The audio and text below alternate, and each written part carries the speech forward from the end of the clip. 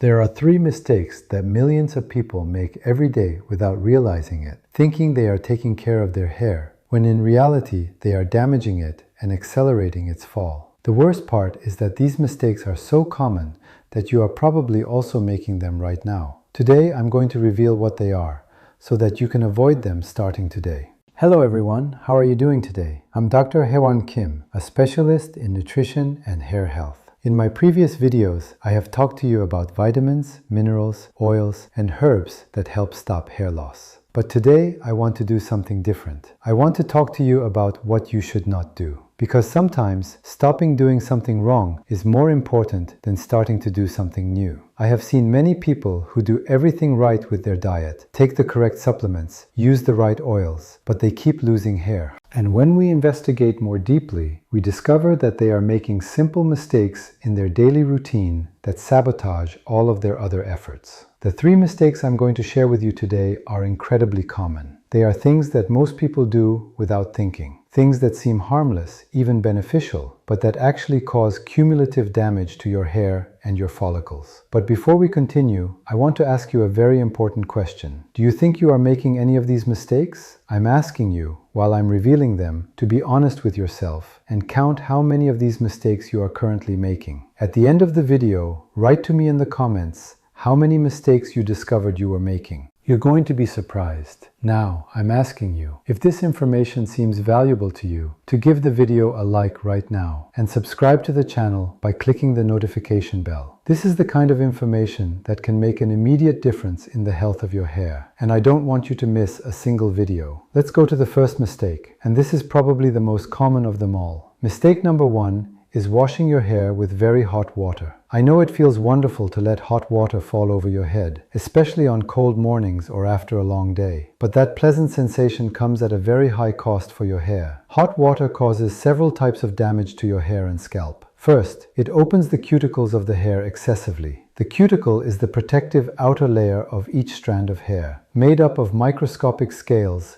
that are normally closed and smooth. When you use very hot water, these scales open too much and stay open, leaving the inner part of the hair exposed and vulnerable to damage. Second, hot water removes the natural oils of the scalp aggressively. Your scalp produces an oil called sebum that is essential for keeping your hair hydrated, shiny, and protected. When you wash with very hot water, you eliminate too much of this oil, leaving both the scalp and the hair dry and fragile. Third, hot water can irritate and inflame the scalp. As I have mentioned in other videos, chronic scalp inflammation is an underestimated cause of hair loss. Repeated hot water day after day can keep your scalp in a state of constant inflammation. A study published in the International Journal of Dermatology found that frequent washing with hot water significantly increased hair porosity, which means that the hair absorbs and loses moisture in an uncontrolled way, becoming weak and brittle. Here I want to ask you an important question. What temperature do you usually wash your hair with? If you like very hot water,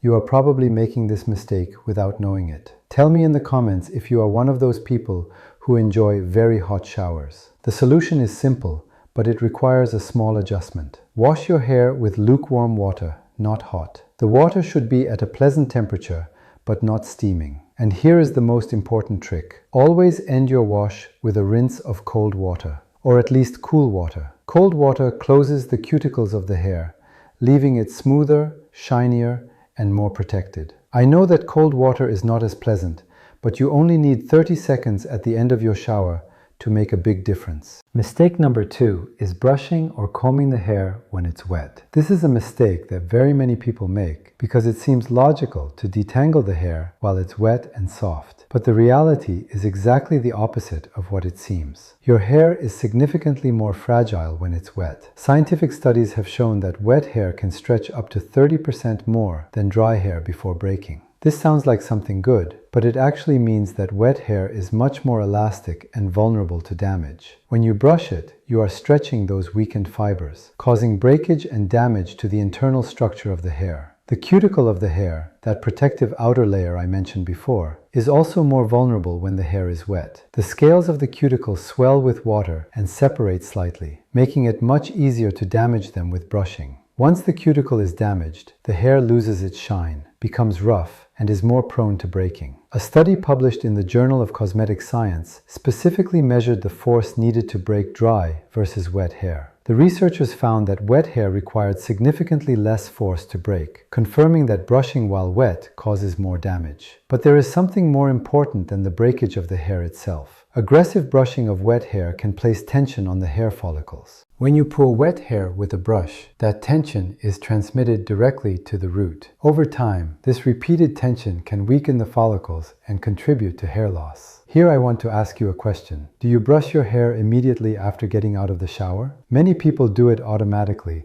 without thinking about the damage they are causing. Let me know in the comments if this is a habit you have. The correct solution is to wait for your hair to be at least partially dry before brushing it. The ideal is to let it air dry until it's damp but not dripping, approximately 70% dry. If you need to detangle it while it's wet, use your fingers very gently or a wide-tooth comb, never a brush. Always start from the ends and gradually move up toward the roots, never from the root downward, since that creates more tension and knots. Mistake number 3 is using very tight hairstyles too frequently. This mistake is especially common in women and can cause a specific type of hair loss called traction alopecia. Traction alopecia happens when the hair is constantly pulled in the same direction over prolonged periods. This includes tight ponytails, tight buns, very tight braids, hair extensions, and any hairstyle that keeps constant tension on the follicles. What happens is that the repeated tension on the follicles